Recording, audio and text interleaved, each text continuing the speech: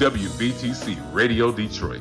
You can find us on Facebook, YouTube, X, and our website, www.wvtcdetroit.com, or download our WVTC app from the Play Store for Android users and the App Store for iPhone users.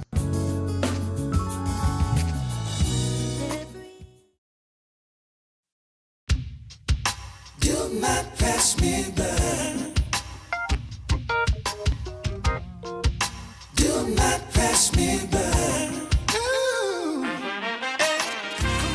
Ladies and gentlemen, welcome to My Sister, Your Sister, where connection, conversation, and Christ come together. We're coming to you live every third Tuesday at 8 p.m. Eastern, right here on the award-winning station WVTC Detroit. Now let's dive deep into sisterhood, spirituality, and subjects that matter. Pass me not, oh gentle Savior. Hear my humble cry. While others thou art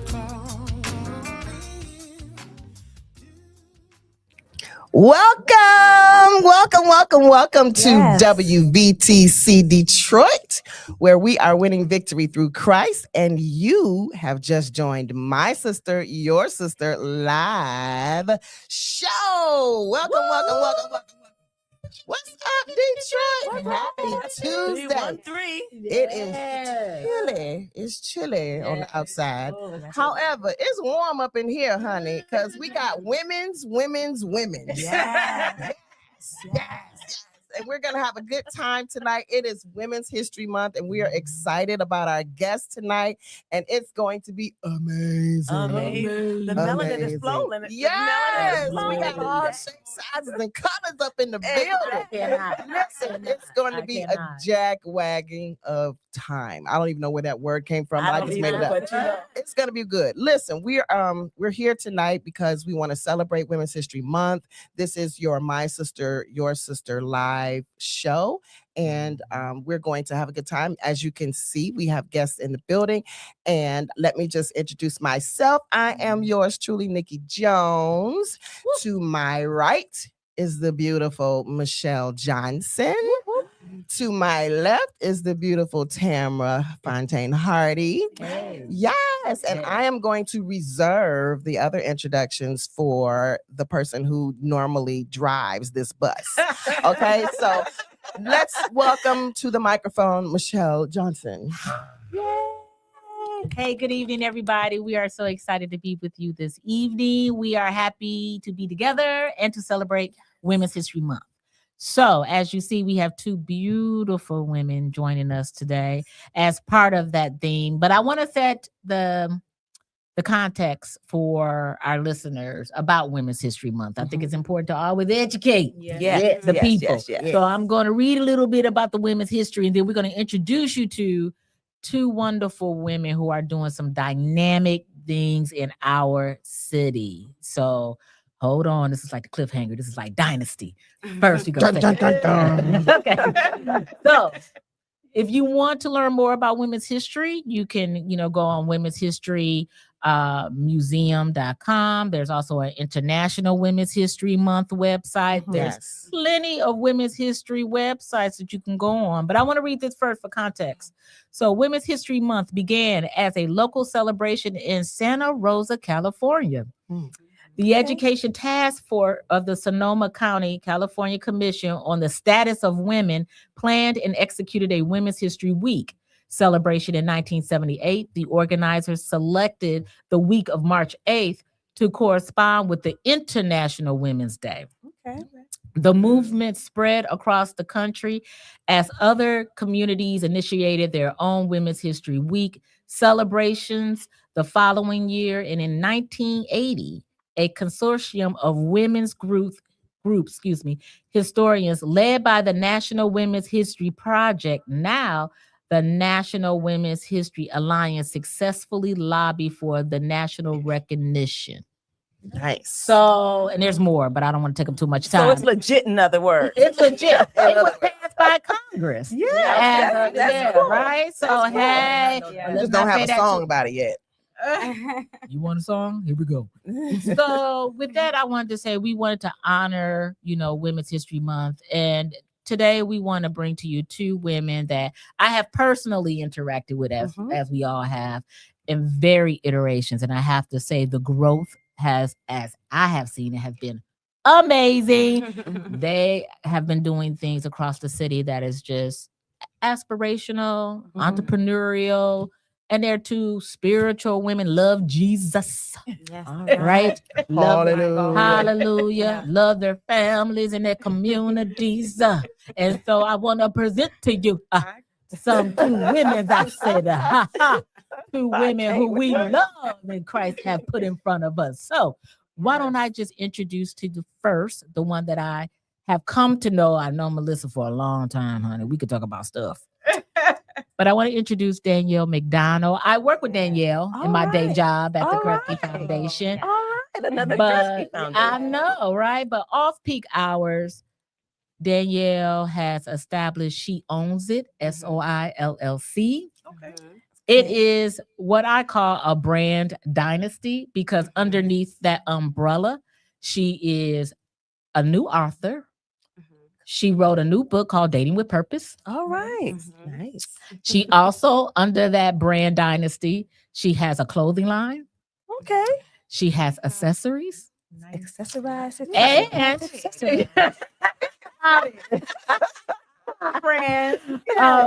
And also that SOI platform is a platform to put on other women entrepreneurs. So she hosts events across the city to promote women business.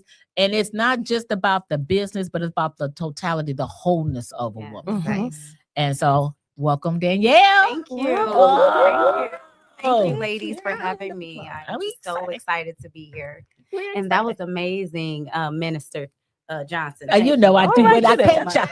Thank you so much. And so then I did all of that, and then I can't get on my LinkedIn to talk about Melissa. But I will say this about Melissa. This woman, without her, where would Embassy Covenant International Church She is be? every woman. She is every woman. She is like, how like when you walk into a department store and you just smell the finest of perfume? That is how she is in the house of Embassy. Okay. That she is in the room. Come on. She is over there conducting and moving and coordinating and doing all of the leading. And I appreciate you doing that. But also this new adventure, Amplify, which we're going to hear more about. And I want to just welcome Melissa Walker. But let me do a little bit of Do it. introduction of Melissa because I think I've known her for The longest. I don't know. It's been a while. It's the been a while, longest. over 20 years. So I'm not even going to read everything from LinkedIn, even though I could. I'm just going to go off the cuff.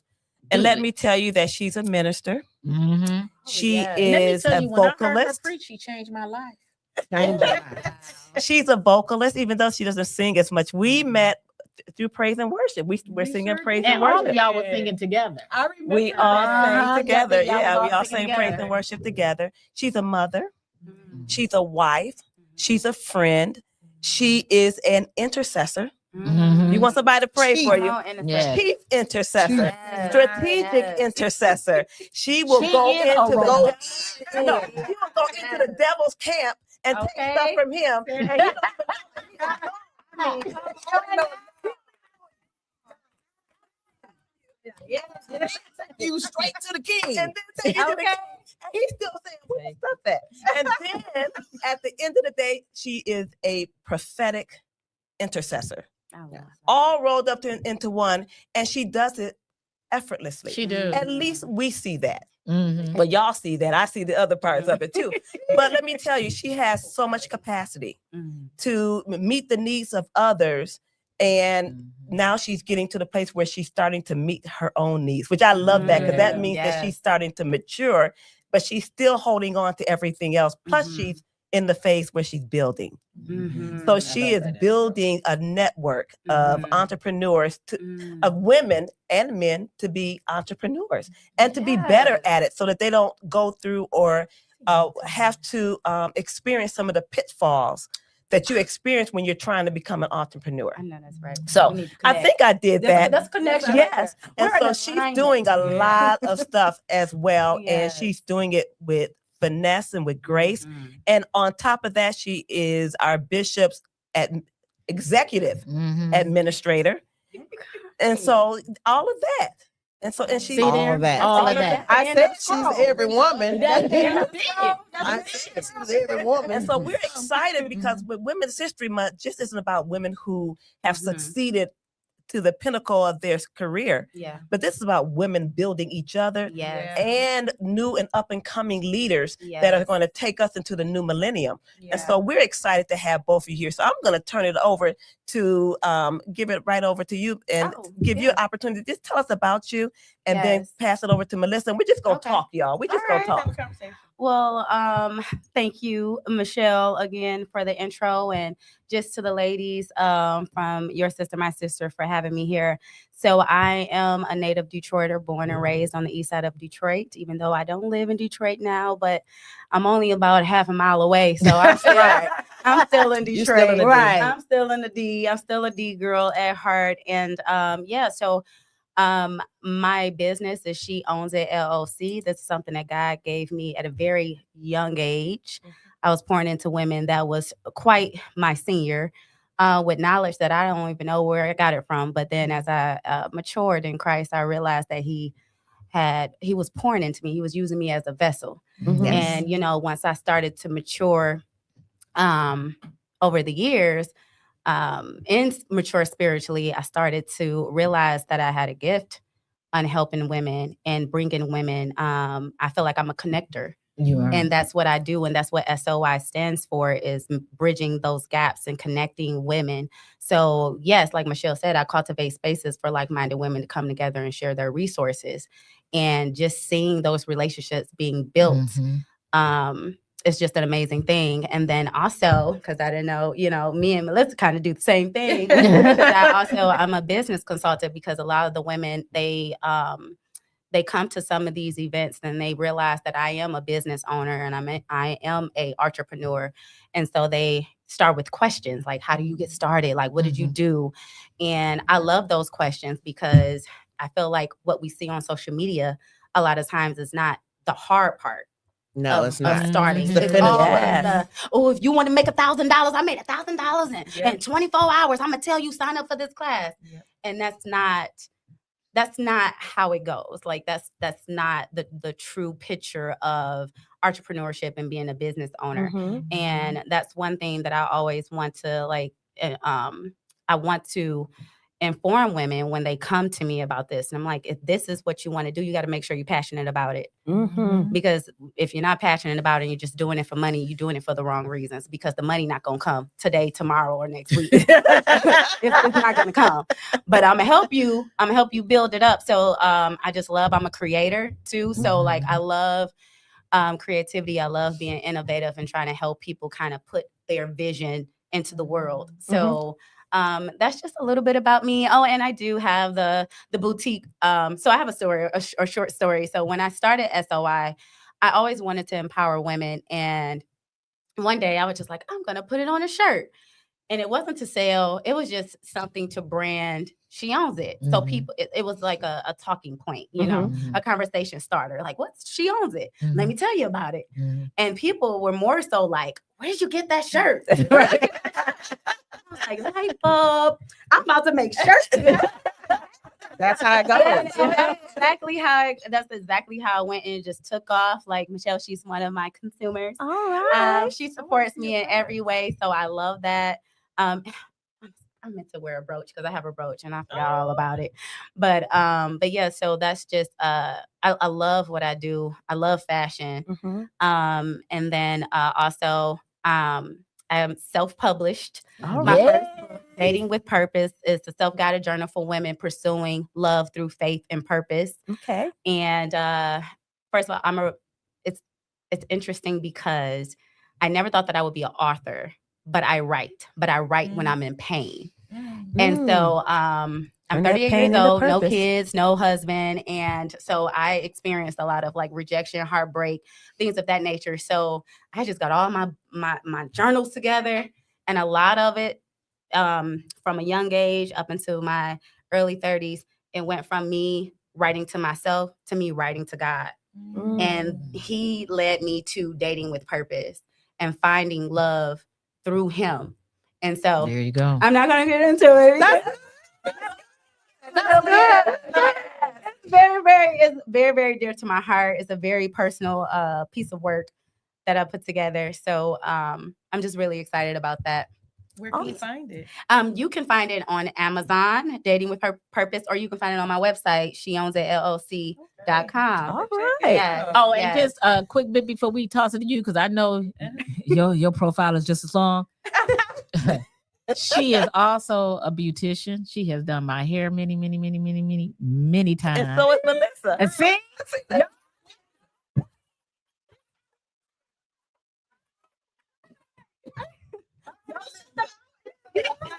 That's why we do this. Right, that's how we do this.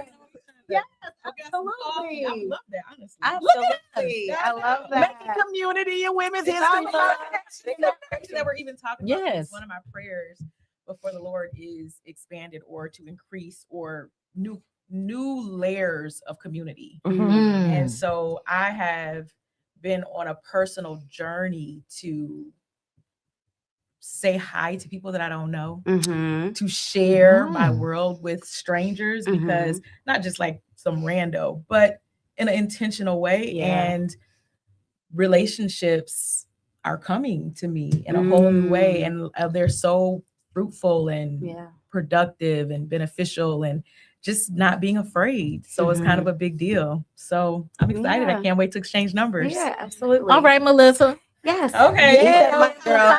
Get that microphone. Oh, get on the microphone. Yes. Plenty. Why she acting like she don't have a scroll up? Right. Yes. Start with the ministry. Start like she did. Melissa, obviously you guys know that I am from Ann Arbor, not Detroit. So I was actually born in Port Huron, and every time, most of the people that I know now are all Detroiters, well, except for Tam. And so there people always make references to places in Detroit. And I'd be like, I do not know what y'all talking about. I don't know none of them schools, none of that.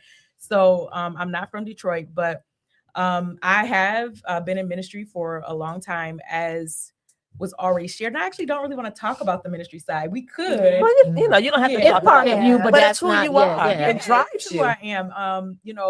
For talking about intercession just briefly, I was a pew baby, and my mother would make me sit in prayer at a young age. And she taught me the sounds, the movements of prayer. So before I knew words, I knew what prayer environments felt like. And she taught me how to be sensitive to the movement. And at the time, as a child, you don't really know what that means. Yeah. You know, you're sensing things and you're picking things up. And she would Yeah. give me room to ask questions. And over time, you start to know that environment. And then I also had the challenge in prayer because my grandmother was an intercessor, my mother, my aunt, that's like been a thing in our family. Finding my own voice in prayer, not sounding like them and feeling like you coming up short, you're not as effective because I can never be like you. That was a journey for me, and really turning away. Like I didn't really want to have anything to do with it. And I've walked through some of those pain points with Tamra until one day, it's not even about me, Come to that knowledge. Yeah, you come to a knowledge, and life pushes you to a place where none of that stuff really matters. I need a God that can hear me. Yeah. And then all the stuff that was poured into me started to be activated because the pressures of life were just growing up and adulting made that stuff come up, and I didn't have to be like anybody else in that moment. So you kind of just find your own way. Yes. Oh. So prayer, the I love prophetic, all of that. My prophetic gift was actually birthed out of intercession. So Wow. yep, it wasn't the other way around for me, and it never has been. People say, when you're ministering, if you ever get in a place another seasoned minister said this to me. You can always tell what somebody's foundation is because they'll go to it. So if you're a singer, you'll hear them start singing, right? If you go to prayer, right? In prayer, so I will break out intercession in a minute. Before the throne, and then the atmosphere shifts. So Yeah. anyway, so yeah, my faith is my foundation. I started my own company, Amplified, in 2018, 2019. And I didn't start my business because I sat down one day and said, I really want to start one. I think that the thought had been there, but COVID, we didn't know COVID was coming. And I had gotten a call from an organization, which we've made reference to, but I won't keep mentioning them. They needed some support. And I was with another organization, had a professional pathway right in front of me. And it was very like, I want this.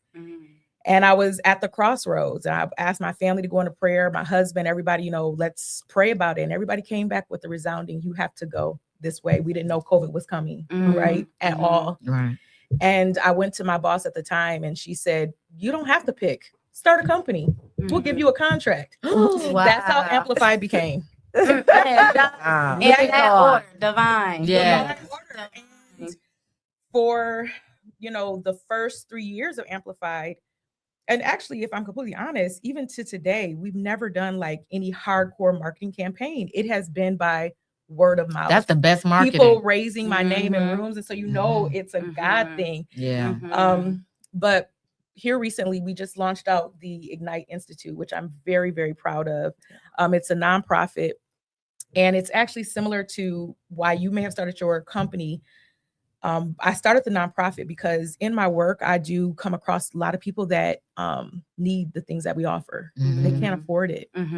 They'll come and they'll say, you know, we need a website. We need this. How do you get started on these things? And your heart just goes out and you just keep $250 yourself to death. Yeah. I have a family. I cannot, you know, I'm not trying to not meet your need, but also in the same, this is not a sustainable model. Right. No, it's not. And I was talking to a mentor last summer and she was asking me, you know, hey, what does Amplify do? Which we are a full agency community, a strategic communications agency. So everything from strategy to website design, graphic design, all of that. So I told her what I do. And she was like, you know, the unemployment rate is about to skyrocket. This was before it hit really bad. And she said, there's going to be a need for this, Melissa. You should think about coming out to where she is. And I'm like, I don't really see that. But I did start to pray about it. It planted a seed. And I asked the Lord, I said, you know, is there a way where I could meet this gap? What solution could I offer it? And that's where the incubator came from. We want to create a nonprofit communal accountability space for early entrepreneurs, people who are shifting out of corporate into their own venture, as well as cause-based and missional leaders, where they can receive these services, start on a solid foundation, because that is the most costly thing And challenging. thing. If you don't start right and you get down the road and you feel like you see your foundation is crooked, that's hard on folks. They can't recover. That's like dating a man and he fine, and you find out he is broke, and his teeth ain't real, and his leg is fake. I knew it was coming. I know it was coming. You know? But it is like You can engineer all those problems.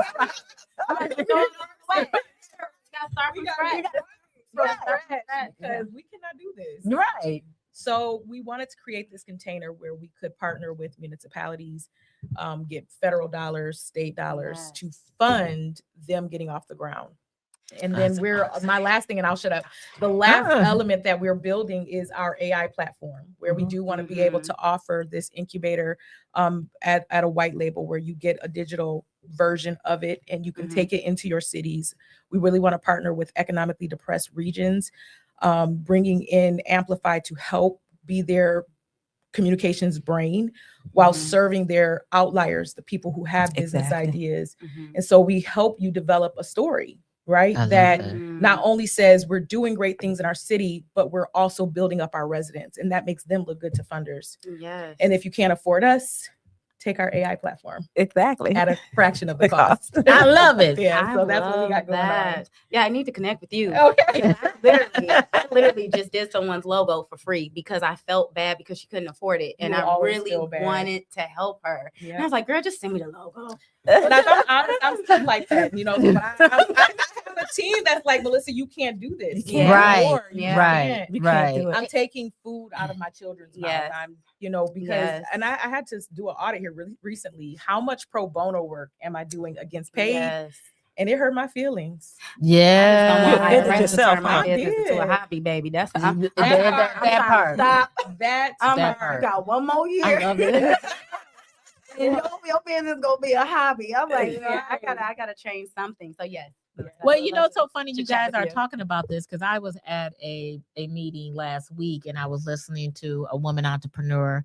And the thing that she stressed the most was like, you know, when people ask you, you know, how much revenue you have, how much your revenue you have, and that's supposed to be like some form of measure. And she said, Mhm. revenue don't mean nothing. You need to be Mm-mm. asking what the profit is. She was like, Yeah. 'cause I that make. part. She said, I have $200 million worth of revenue, but ask me Yes. how much I I'm take thinking home, what you Exactly. take. what you're Yep. profiting. So she's Yes. like, Yes. you know, it takes a lot It It does. does. to run these It businesses does. and also be able to meet the need of the community that you're trying Correct. to serve. So how Yep. are you all? You sound like you already thinking about, you know, I know yours is a yours is a for-profit, but Right. I feel like but it's For like, now. but well, I was about to say, but there's you have a sliding scale fee. That's So a nice way of putting it. Yes, Sliding It's a scale. sliding scale.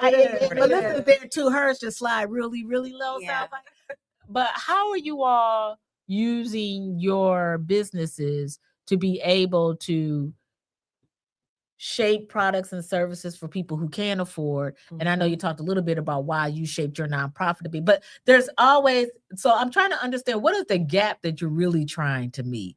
And how are you adjusting your models to meet that? Because things evolved all the time. Like you said, you know, Mhm. pandemic happens. Yep. So we had to Yeah. adjust how we do our business. So how are you all thinking about this dynamic of meeting the need while sort of shaping and modeling your work? Mhm. Well, I can go first because off the cuff, and I'm still trying to figure it out, to be honest. Okay, that's real. But I know that there has been times where I have upped my prices only because I'm listening to people around me.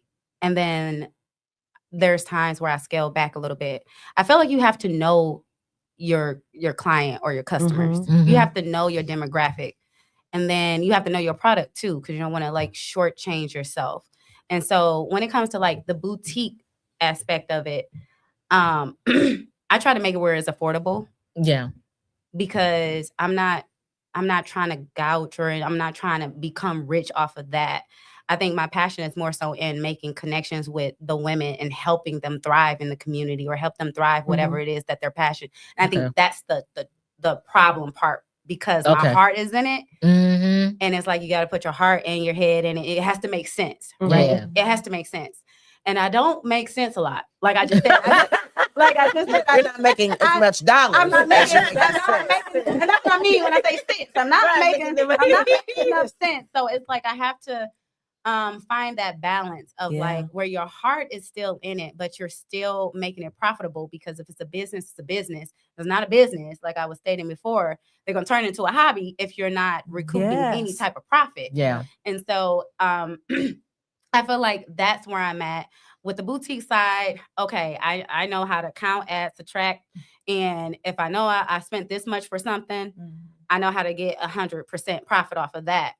But when it comes to your services, you have to know your value. Yeah. And I think that's the barrier between me having my heart and then knowing my value when I'm trying to help uplift or empower or build up someone's business. Yeah. So I think that's it's a good question. I'm still trying to like That's fair. work it out. You're still I'm exercising still that out. exercising because Yeah. like you said, it is on the scale because I'm Yeah. like, I'll work with you. What you got? What you got? Like, and I don't know if I'll ever get to a point where I'm like, the price is the price. Because I don't That's not my attitude, towards it. And It sounds like especially Melissa. that's not my attitude. But I do want to turn She Owns It into a nonprofit. That God gave me that at 19. Okay. And I remember this lady had came to me. She was like, you should start a nonprofit. I didn't even know what a nonprofit was. It was never in my vocabulary. I didn't know anybody that did philanthropy work or anything. And then I started to educate myself on what that was. And she was like, you should start off with a newsletter or something. You should start off with that. And I was like, okay. And then I started digging and trying to get more information. This is before I even came in contact with Kresge. Of course, I was super young. And I downloaded this this packet off the internet back in the day. And I swear it was like 200 pages. It was thick. And I was like, I don't know these questions. I don't know these answers to these questions. But I tried to fill it out. I tried to get a grant writer or somebody who had more knowledge. And I left it there. But I'm not leaving it there. Let me just say that. Okay. Because I still have, I'm still inspired to turn it into with my new friend. Oh, I'm inspired to turn it into a nonprofit. And I think if I can get some type of like funding, I want to help these women because I know what it's like. For me, it was hard. I took out a loan and it still wasn't enough because I took out a small loan. I'm a little frugal. So I'm like, okay, I'm only take out how much I know I can pay back. But even with that, it's like, it's not enough. Yeah, that's what Melissa was talking about, right? Like you trying to, so from your perspective, Melissa, how do you kind of balance or how are you thinking about the balance? Yeah. So I had to make a hard decision a little while ago. Being able to say to myself, I don't want to work with individuals and small businesses anymore was a hard thing internally because are you turning your back on the people that need it the most? That heartstring thing. But I don't. And I can say that out loud now. I want to work with cities. I want to work with medium to large size nonprofits and faith-based organizations. And even in the faith-based part, even having restrictions and reservations, even in those areas. So setting those boundaries. Setting boundaries was a big thing. And even before then, going through how do I determine my price and my value? When you work, what I experienced was working with individuals, smaller startups, and people who are trying to get things. That's where you really have that conversation.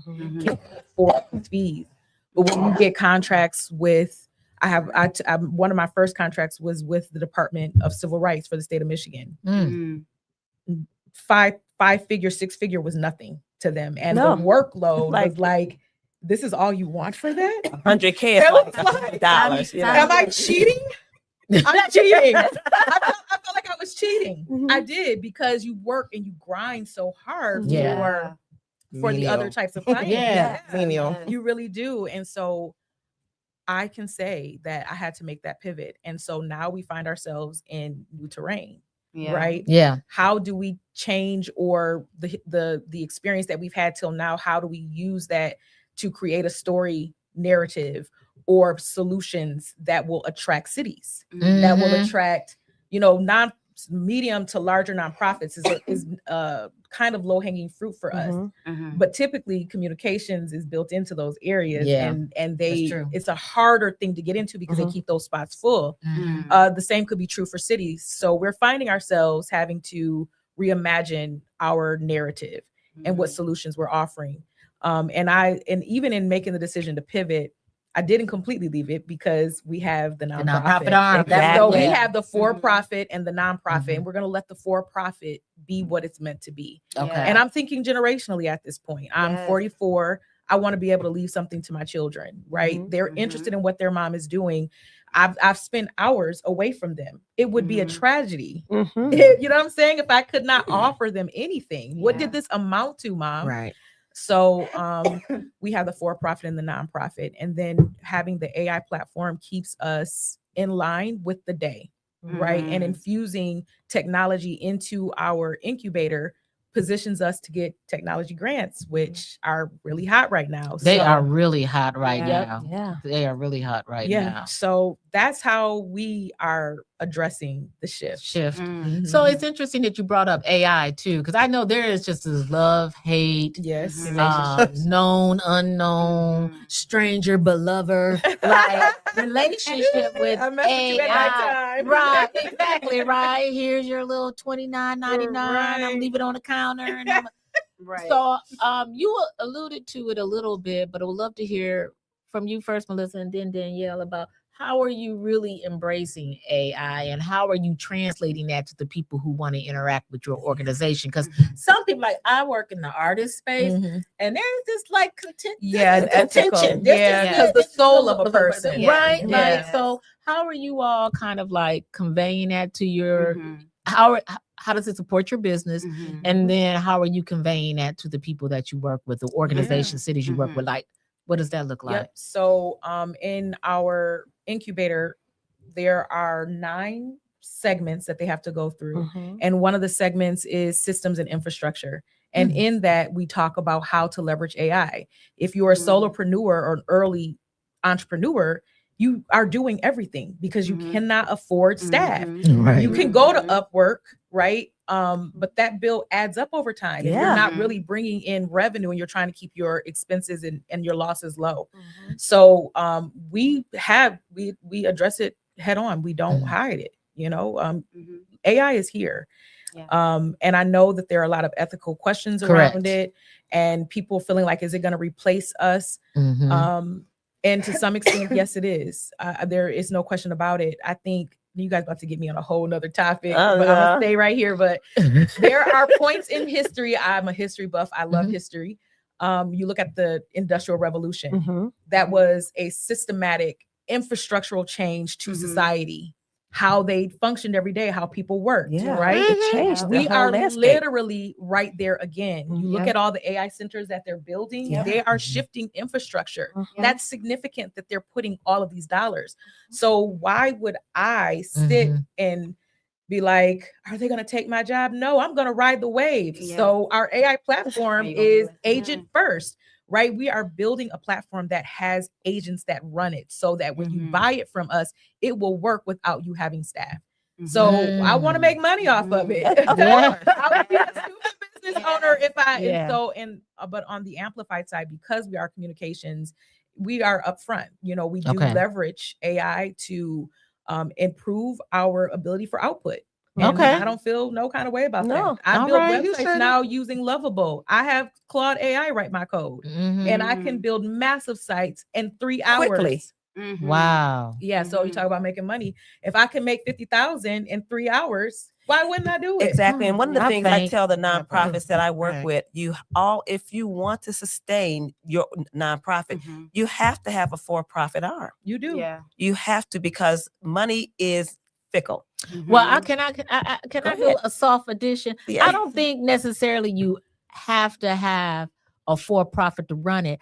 I think you have to change your mindset. Just because you're nonprofit does not mean you don't make a profit. You can make a profit with a nonprofit. Oh, It's definitely. a soft edge. It's a double-edged sword for me because I'm like, you have to. It's a business, It is. and even though it's nonprofit, you have to make sure that not only you have a performer that shows what your programming is going to look like for the next 5 years and make your fundraising match that projection, you also have to do that for your operation. That you is have so to, true. You have to scale it in a way that makes sense. Yeah. You can't keep, some nonprofits will just keep taking philanthropic money for philanthropic program, and then you do it over again. It's a cycle. It's a It's a cycle. cycle. And they never get out of it. And then And to we're your not point, building ours their that way. base starts to crack. Yes. At some point, it is not a sustainable sustainable. model. It's not Because you're sustainable. not keeping up with the cost of inflation. Mhm. Most of Yes. foundation dollars are keeping you flat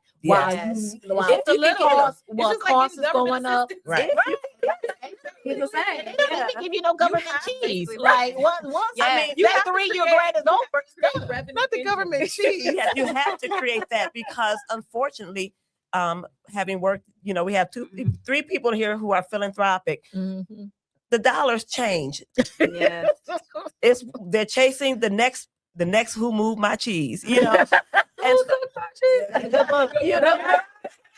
Who moved my cheese? And so you're always chasing Yep. after a dollar. And so when I say you know, if you're going to run a nonprofit, You better having have you some a earned revenue. having a earned revenue Yes. like Yes. a for-profit Capitalize arm on your unique helps program. you to Yep. Yeah. fund that program until you have enough money in your nonprofit for it to fund itself. Yeah. Agreed. And Yeah. that takes some time until you are able to scale, Yeah. until you are able to make a profit. Then you Agreed. have both of those arms and they can operate Yep. independently. Yeah. But I Yeah, do I think- appreciate yeah. what you were saying Mhm. about when you think about setting up your nonprofit, that funding program model, Mhm. it wears these It nonprofits wears. It out. wears them down. Yeah. You have to create revenue that you can generate in your nonprofit, Exactly. if I could say it Yeah, that way. yeah, you can. So having a membership based That's right. That's or, right. That's you right. want to be a part of this app that we created, you have to pay a for- monthly exactly. You have to. and it goes Exactly. into the And work of that's how continuing you activity. continue to Yes. fund. Yes. That's how Yes. you And continue then to you fund your have your operation. for-profit that pours into its Mhm. seed money as Exactly. needed. Yeah. And you have There to you do go. that. And one of the things I see often with nonprofits that I work with is that they are constantly coming asking for Asking for more money. money, Mhm. asking for more money. And I'm saying to them, how are you sustaining your organization? Because grant funds run out. Yes, they Mhm. do. Well, and we're fickle. You're very We're- fickle. You know, people Not say, that I- "Oh, Yeah. you want a date to get married." I'm gonna be honest. Philanthropy, we are serial daters. We are not gonna marry you. Yeah. If you are, you're gonna get You are divorced in gonna 3 wear a years. scarlet Okay. letter at some point. Listen, Get back on the market. Exactly. you're gonna Yes. get divorced in 3 to 5 Right. years. Wow. Whenever We're the not next even getting a strategy- divorce. We just gonna date you. We just gonna drag you to the end of that grant, and then we're gonna be like, "Oh, we changed our mind. Our Okay. strategy shift, Exactly. and now Strategy we're shift. focused on little You oompa have to loompas have- now." yeah. But the thing is though that even though the nonprofits are going through this, the for-profit companies have to turn over profits as well. Yeah. And it's like Absolutely. if we It's the can't same. see the benefit of giving you this money on a Mhm. consistent basis Yeah. or funneling our money through you or whatever the case may be, then why would we continue to keep giving it to That's you? why we always Exactly. ask, what am I I worked buying? for a nonprofit Yes. before, and the model was just keep asking, keep Yep, asking, yep, keep asking, yep, keep asking. yep. It's like, okay, but you keep asking the same people Yeah. for the same amount of money or more, but you're offering the same thing, Thing. Yeah. and you're not You haven't giving them scaled, anything you haven't different. expanded Yeah, your work they day. haven't Yeah. changed the So clothes. it's They like, haven't changed the you're putting clothes. the person who's asking in a difficult position is. because They're always I have chasing nothing money. else to offer them That part. other Yes. than what we've been doing for the last 30, 40 years. Exactly. And it's And then you difficult. run into mission creep because Oh, you're chasing gosh. dollars instead of chasing your mission and And then you doing see the 'em work. all over the place. Yeah. Exactly. And I think the thing is, I think when people think, "Oh, I'll just get a nonprofit and I'll get it funded by some funder," Mhm. and in some dreams that come true. But I think the thing that is lost in what people should do when they do decide to open up and apply for a 501c3 is to learn business modeling, Mm. understand your balance sheet. Yes. Mm. Understand. You have to understand economics. You have That's to good. understand accounting, and you have to you understand don't your get balance somebody- sheet. Yes. And there that's are just some real. things that you should just invest in. A CPA is one of And them. So let me one tell of you them. this. I learned that the hard way. I Yes. think our second year in business, our tax bill was $23,000. I faint and I'm back. I cried. I cried. I bet you I did. cried Yes. because I thought that I set up my company That's right. Yeah. Mm. I didn't That's a good learn example. until afterwards that no, you need an S corp for your tax Structure. structuring. Yes. Yeah. They don't tell you They that don't kind tell of you stuff that. They don't when you're tell you going that through kind of- building, yeah, or yeah. Sally on the corner who is Exactly. telling everybody how to start their business. Yep. When that tax bill came, you're not coming to help me, Right. and then my Mm. house got to lean on it. And then, a Exactly. nonprofit just called me just yesterday and he said, Tamara, I need, do you have any connections with any accountants? And I was like, why, what's going on? Because we gave him a grant, it's a small mini grant. Well, I'm trying to get some money from this organization and they need me to do an audit. Audit. Mhm. And I said, well, don't you have your financial statements? I got an account, I got a bookkeeper. That is not the same. That is not. No. And I said, That's like your that's mama in the not the closet same. counting I your said, money in the bank account. That is not the Exactly same. like that. It's not the same. And so a lot of, It's not to your balancing point, a checkbook. lot of individuals don't understand how to establish the structure Yes. of a foundation or the structure of their organization. Mhm. They have no clue what to do. And so, Melissa, I hear that that's something that you are investing in the people, but and many different levels. And it sounds like, Danielle, that's sort of direction you're going in as well. So if you were to tell a new and up and coming an individual who wants to start a nonprofit, what would you say is the first thing that they need to do? For me, Mhm. I would say they need to educate themselves on what a nonprofit is. Mhm. And this is just me speaking from experience. I'm not like extremely immersed into the nonprofit sector. Mhm. Because I for work in profit, because you have you had to start with an LLC, right? Right. So the one advice that I have given this one young lady, because she started her business on her own, and then it blew up in her face because she started too big. And I feel like a lot of time people have this vision and they want to showboat. They want to get the best of the best.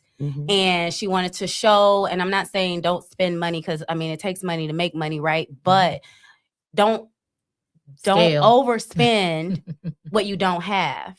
She got a business loan and went crazy. And then the business only lasted it only Now lasted you got for that about debt. 2 months. And then she couldn't afford a website. She couldn't afford I put everything into, I bought all my she went and she started her website, and then she spent all the money on advertising and having this big debut, and she spent everything on her wardrobe, and it didn't last for a month. So her head was in the wrong place. yeah. So and I you was would like, advise so I advise, education? yes, definitely what you said, as far as like you have to know your dollar. You have to know your dollar, first of all. And I mean, like, you have to have a plan. I feel like a lot of time people come in and they don't even have a business plan. Like, they don't even have structure. They have an idea. Oh, they don't have they have a vision, and that's it. Like, you didn't write it down, you didn't sketch it out, you didn't play with the numbers. So that's something that I would tell someone when they first start, like when at least when they come to me. Okay. And this is again something that I lived through. I didn't do that per se, but just having these conversations with certain women, I do come across that situation a lot. Like, they start too quick and too big in the beginning. Okay. So I would say that. Yeah. What about you, Melissa? I know we got a few minutes left. We got two. Tell us. 2 minutes. A little Yeah. more than 2 minutes. Fight back. For the nonprofit Got about 5 side, minutes, right? I would say that you do really need to know your why. And you need to be connected to that very strong, because it will help you not do scope creep. It will help you be grounded in what am I building. I think the foundation for a company as well as for a nonprofit, it is your why. You know, Yeah. and that why hopefully is attached to a solution in a gap that you see. Quality That's the key. businesses, quality nonprofits should be answering a question that our society is asking. Exactly. How are you feeling this gap, whatever it is? How did you identify I love the that gap? frame. And do you have Answering the the question. do you have the What data to question are support you it? answering? I think love that a lot of organizations or a lot of individuals, they say, well, this is my why, but they haven't done the research Yeah. to see Or it's if just a passion. it's It's just just a a passion, passion. but they Yeah. don't know if there's a need for it in the community. That part. Yeah. How is When it I impacting decided- the community? How is it In what way? When I decided to do the nonprofit, when I was going through those initial thoughts, the first thing I did was research, and I did an environmental scan, like a deep one. Where are the concentrated areas of incubators? Yeah. Right. That's what we're creating. Where do you not see these resources? Well, Western Wayne is a huge underserved population, and they need that. So Can you explain what you Yes. mean by incubators? I know we got about 4 minutes, but can you explain what you mean by incubators when you say what it is that you're doing with an incubator? Because Yeah. I'm So ignorant to the that. business incubator, it is a space for cultivating, forming, just like if your baby was born early, they put it in an incubator. So what we're offering in ours, though, that's a little bit different than our competitors, if you call it that, is we are starting foundational and internal. I believe very strongly that you cannot carry the weight of anything if you're not settled and one on the inside. And I learned Mhm. that from my own ups and downs in business, not because somebody told me. I literally experienced when I went through emotional bouts of depression or whatever it might be, my Mhm. company went down because I was a Mhm. solopreneur. Right? Everything was based Connected on to me. you. Yeah. So we Yep. want you to be whole before you go out and get a microloan, right? Yes. Yeah, because And we then want you to pay what that is your microloan why? back. What solution are you doing? So we incubate People. vision in Mhm. people. I love So that. mental health will be threads throughout it, technology as well as Leadership development. Yep. Yeah. Okay. Definitely Okay. leadership development. Yep. No, I think that's good. important. That's good. I- That's yeah, good. holistic. Thank Extremely you. important. But that's why because you I've have the experienced- platform. Exactly, because a lot of people do come with hobbies Yep. where they come with like they're not passionate, but they're good at it. Yep. But if you're not passionate about it, because there will be times where you're challenged. Yep. Yeah. You will be challenged. You will want to give up. You know, And you that's the just- difference you between feel a- like you're a not doing passion and a what- business. Exactly, Yeah. like you will want to give up. You feel like, but when you know when it's your passion, when you feel like your back is against the wall and you just want to throw the whole project away, Yeah. but something keeps bringing you back to it. Mhm. And a lot of people, when they throw it away, it's gone. They're on to the next thing, and it's like this You was just keep never your. This recycling. is this was never something that you were passionate about. It was a hobby, or it was something that you were interested in at that time, and that's I have why a- like you didn't curate anything out of it. I have a But quick question. Mhm. So in your incubator, I'm sorry, I keep coming back to you. Mhm. Do you help a person figure out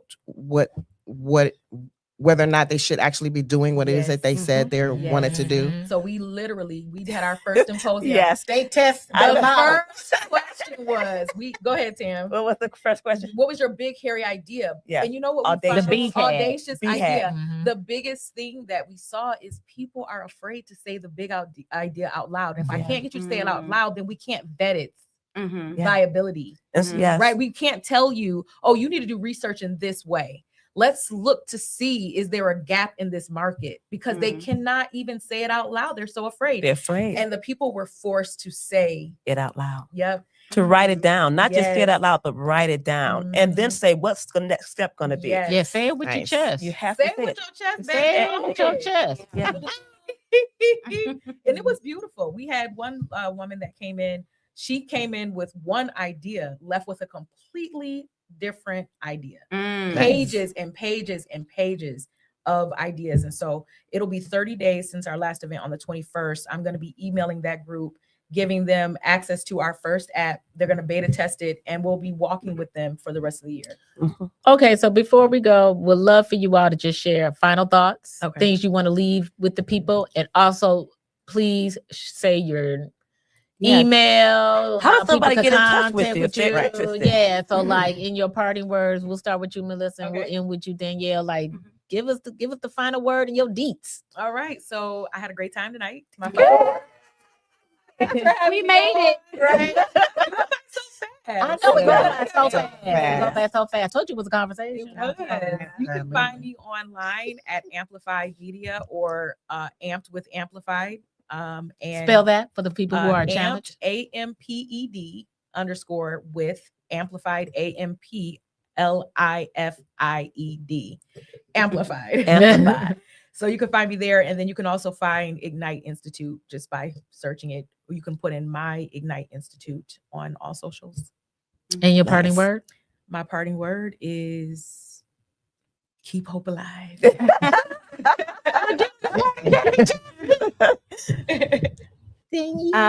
Yeah, so this was amazing conversation. Thank you again for having me on. And you can find me on my website, sheownsit.llc.com. My social media platform is Daniela Louise. That's DANYELA _LOUISE. And also, I just want to tell all the listeners out there or the viewers that I will be having a book signing next Saturday in Troy at the Vino Lab. So if you're interested, it's from 5 to 7. You can meet me. You can get What's the a date? signed copy. The 28th of March. Yes. So next Saturday, March 28th, you can find me at Vino And Lab. I'll be interviewing the author. Oh, yes. Michelle will be interviewing you. It's gonna be live. Nice. Yeah. Yeah. So thank you. Thank you. And This was your amazing. final word? My final words is I don't know why I got keep hope alive in me. But we can do all things through Christ who strengthens us. That's it. Well, we're excited that I do hope that the two of you connect. Yes, I think that you would be a powerhouse, and absolutely. you can really share with each other and get some really good lessons learned and move forward and really support and help each other out and partner in some areas. I know that we are planning. I sit on the board. Yes. I didn't get my paperwork. I didn't get my paperwork. I didn't get my paperwork. Actually on the board. We just got our secretary last night, so we just got to land you. Be amplified. So we're excited. I gotta get my coins together. To get these services. And I actually just finished my book finally. What number is The this? title is Little Church Girl. What number? This is my first full book. I've been in an anthology twice, but this is my first full book. So yeah. I tell you, we are doing great things. Great things. So make me so excited. So I'm excited too. You gonna take us out? Oh, me? Yeah. Well, thank you very much.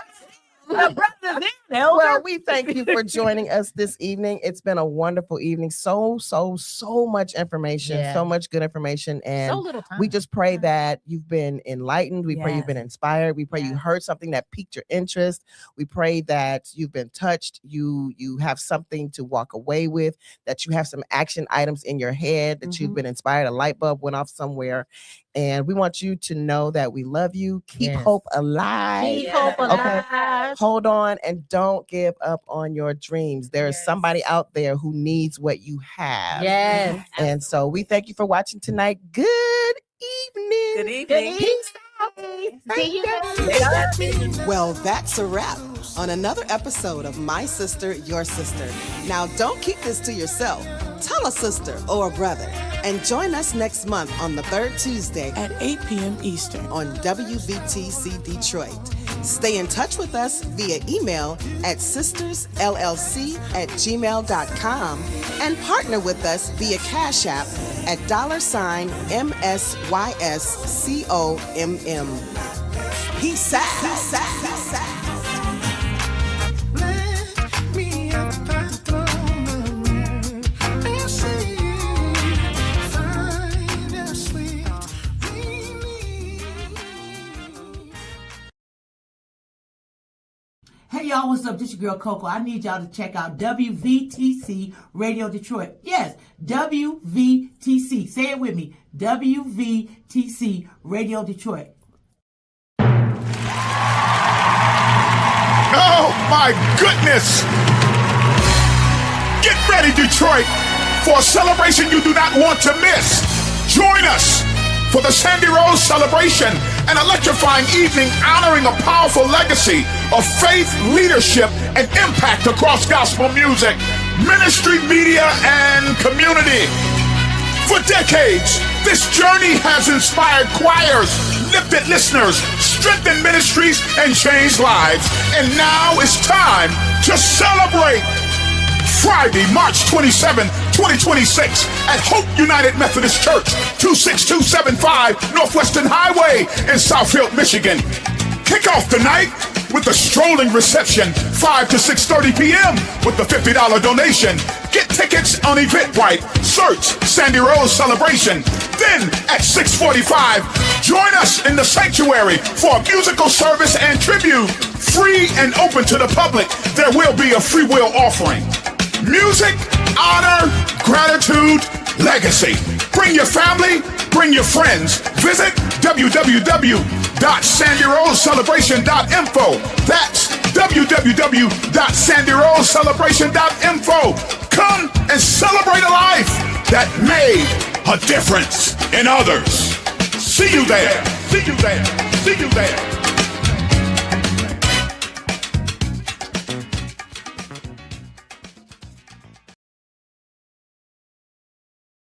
Hi, I'm Prophetess Joyce Hatton, and wow, I got something for you to do. WVTC Detroit is the place to be.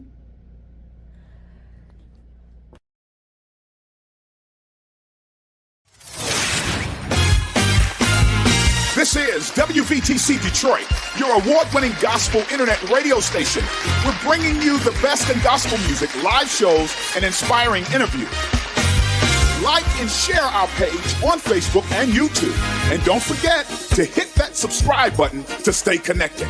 Your support helps us spread positivity and encouragement throughout the community. So whether you download our WVTC app, visit our website at WVTCDetroit.com, or join us on Facebook or YouTube, you will stay connected and entertained. Join our WVTC Detroit listener family today and tell your friends about us. Together, we can make a difference. WVTC Detroit, where gospel meets the community.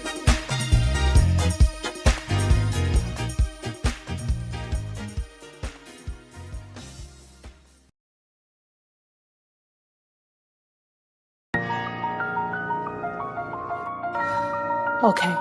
You ain't changing your mind now, have you? We're about to be one big happy family. I'm just hoping I can trust you to return my love. I mean, as much as I know how to love. Did you sleep with him? No! This is toxic. Don't become the thing that hurt you. And what is that? Bitterness. I really needed you when Daddy died. Girl, look, there you go with what you need. This not about you. Didn't you find God for that? I'm not here to meet your needs. I understand that you love her. I get it. But like this, right here, this is toxic. Toxic? Man, who's you talking to like that? And we're here at the Davidson High School for the first game of the season. Look, I'm sorry, sir, but we were all running for our lives. Hope you enjoy being used, man. Man, what? No. You better find someone else to play with, bro. Come right. You both know you ain't about to hit nothing but a high note. You better sit down. My Bible tells me that the wages of sin is death. That's wages, honey, not wedges. I know what it says, Miss Sunday School teacher. I see that one is coming to the altar. Now is the time. Singing and praying with my mind. Cut. How you gonna cut singing and praying?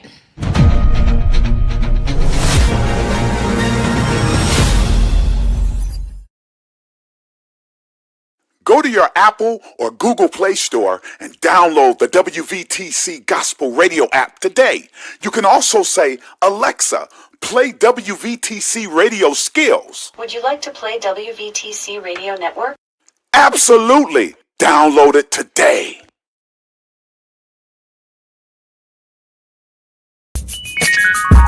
You're listening to WVTC Gospel Radio Detroit, and we're flowing in the Spirit.